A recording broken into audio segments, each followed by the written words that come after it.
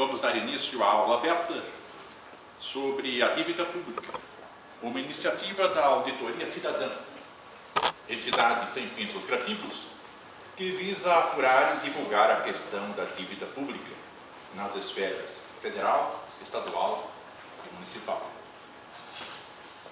Nesta ocasião, também lançamos oficialmente o Núcleo São Paulo da Auditoria Cidadã da Dívida.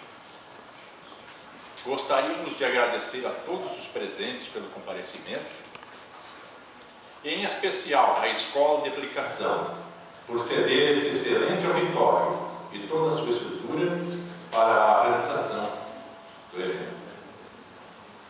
Toda a programação está sendo transmitida ao vivo pela internet e agradecemos a presença dos representantes de entidades aqui presentes.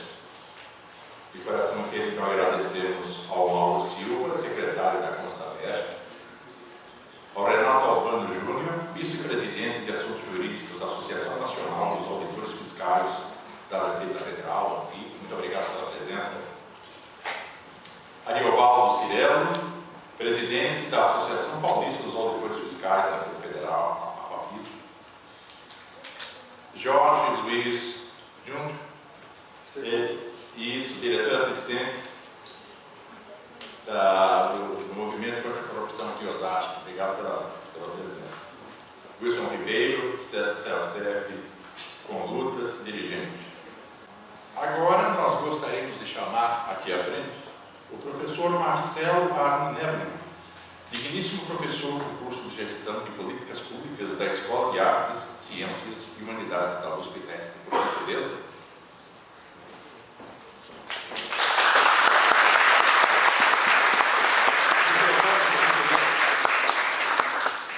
Boa noite a todos, boa noite a todas.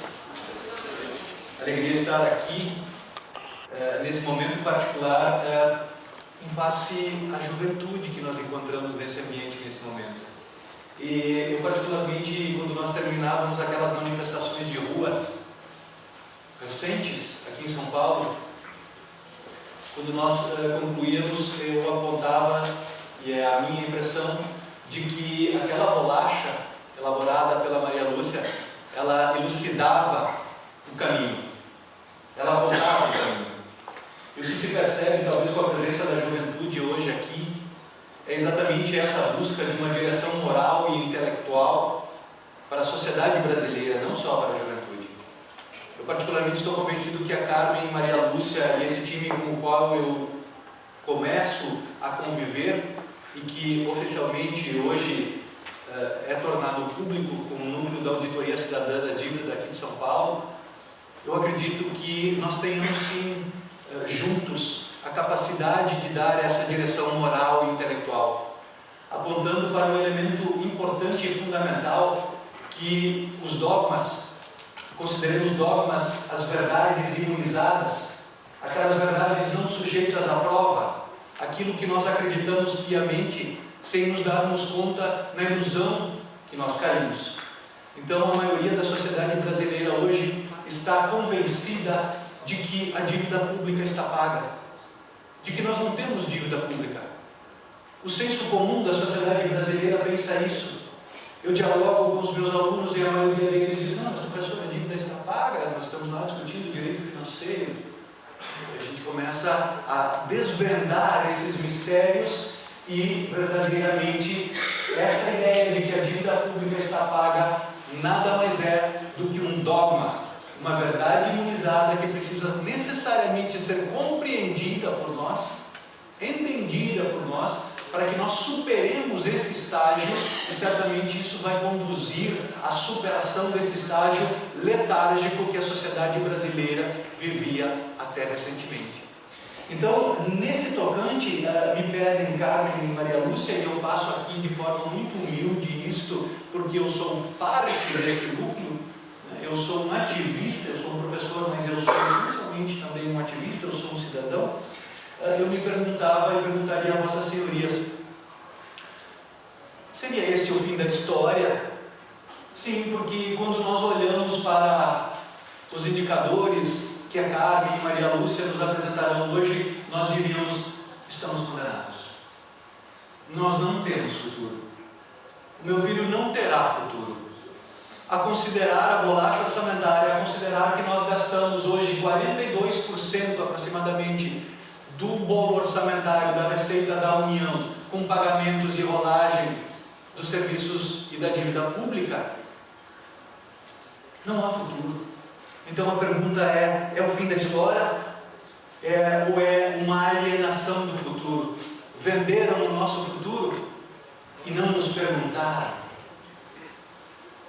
E aí, essa discussão me parece exatamente uma provocação ao capital financeiro, não só internacional, mas ao capital financeiro internacional, e principalmente um contraponto a essa infiltração de uma visão de mundo, né? Uma ideologia do sistema financeiro, do setor financeiro. É exatamente nesse quadro que nós vivemos o quadrante histórico no momento atual.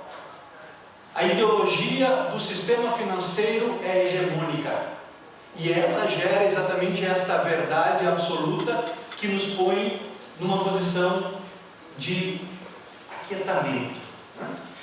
E obviamente que o que eu faço aqui nesse primeiro momento é discutir com Vossas Senhorias o que é, afinal de contas, esse conceito, o que é a dívida pública? Como é que nós constituímos dívida pública? Que negócio é esse, dívida pública? Então, a dívida pública, ela tem algumas características, ela vai surgindo daqueles déficits orçamentários, né? Você tem a receita, você tem a despesa. Obviamente que quando a tua despesa é maior do que a tua receita, você gera um déficit. E de alguma forma você precisa cobrir isso. Isso acontece lá no nosso orçamento da nossa casa, na mesada que a gente ganha dos nossos pais, do nosso salário e por aí afora. Assim também o governo. Obviamente que isso vai gerar o quê? Esse déficit, ele vai ser o quê? Ele vai ser refinanciado, aí a rolagem da dívida, refinanciamentos, e também vamos ter novas operações de crédito, né? Além disso, a forma de constituir, portanto, esta chamada dívida pública, ela se dá através de emissão de títulos públicos e através de moeda, transações, né?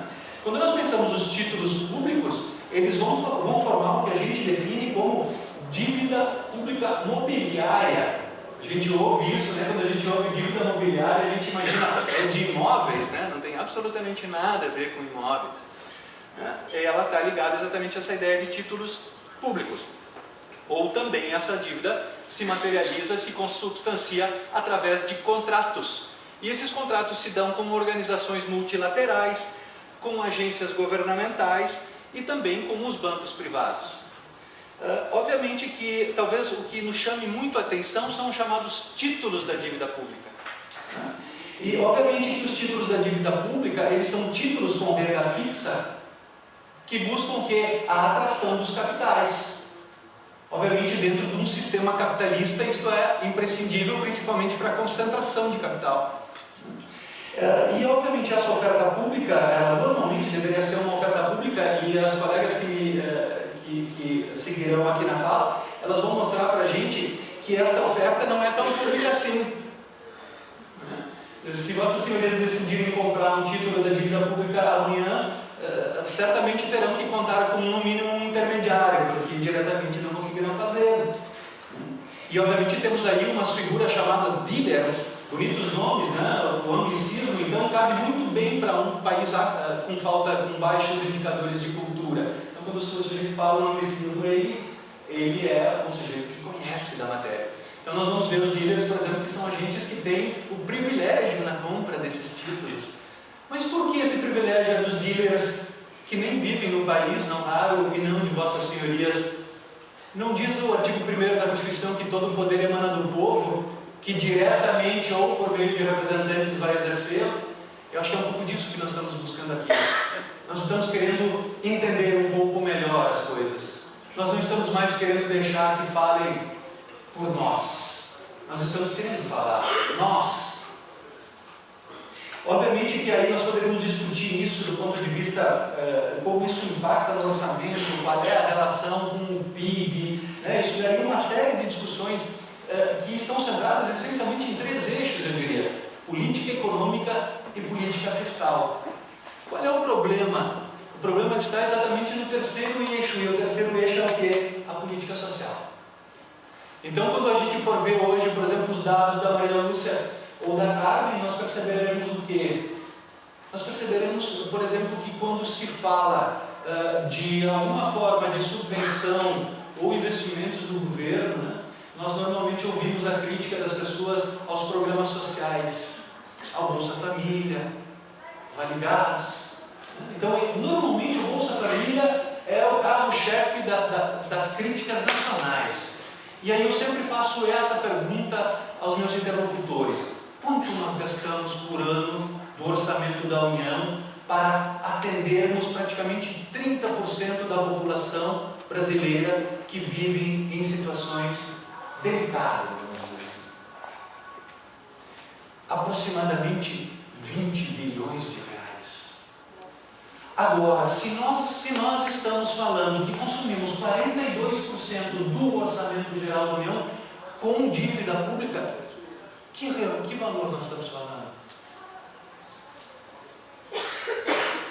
700 bilhões de reais. 10% da população nacional, que em tese explica um pouco essa concentração do capital, aufere do orçamento do recurso que vem do trabalho, porque tudo nasce no trabalho, nós não podemos esquecer isso, tudo tem trabalho. Então, 10% da população nacional, que concentra quase 60% da renda desse país, acaba se beneficiando não só no passado, mas no presente, e arma para a gente um futuro de grande incerteza e de intranquilidade. Não é esse futuro que quero para mim, não é o futuro que quero para meu filho. Brava gente brasileira, longe vai. Longe vai, temor servil. Acho que é disso que nós estamos nos afastando. Nós cansamos do temor servil. Nós queremos abrir as planilhas.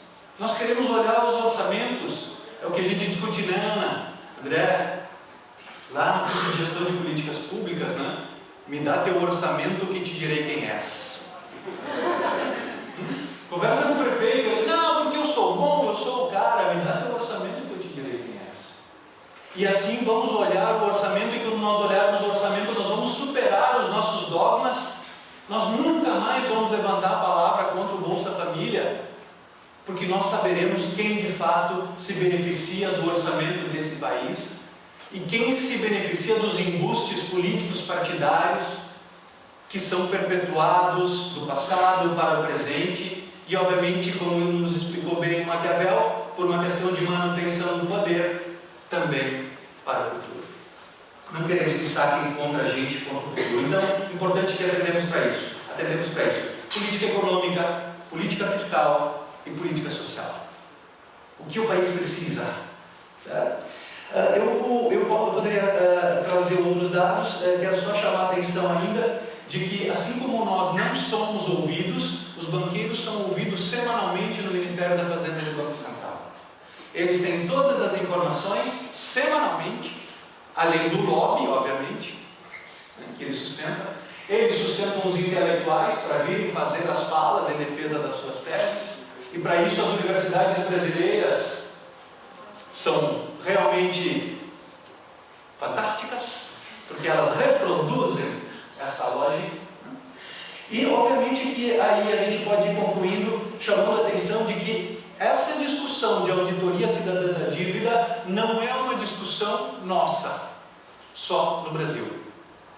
Essa é uma discussão que começa a permear o globo todo, e essas manifestações de rua são parte, ainda que não entendidas, como diria o Chomsky, né, são parte desse processo de entendimento da realidade, de compreensão dessa realidade, para que a gente veja que o trabalho da Maria Lúcia, ela vai falar um pouco para a gente. O Equador está nessa pauta, de forma, eu diria, bem dinâmica, está todo mundo com uma expectativa grande. Né? Agora, no dia 28 de julho, saiu a notícia que o Escritório de Auditoria Nacional da China chamou um exame da dívida total, estão falando da China, né?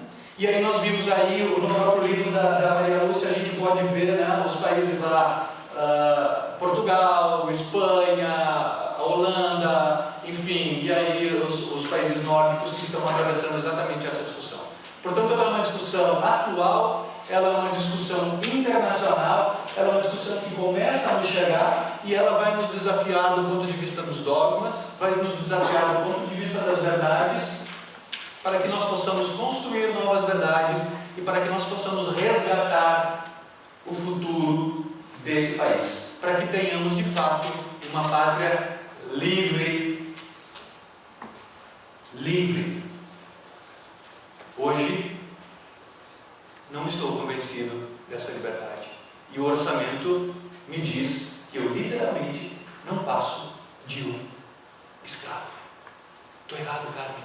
Me ajuda, por favor. Como é? A palavra é tua. Muito obrigado.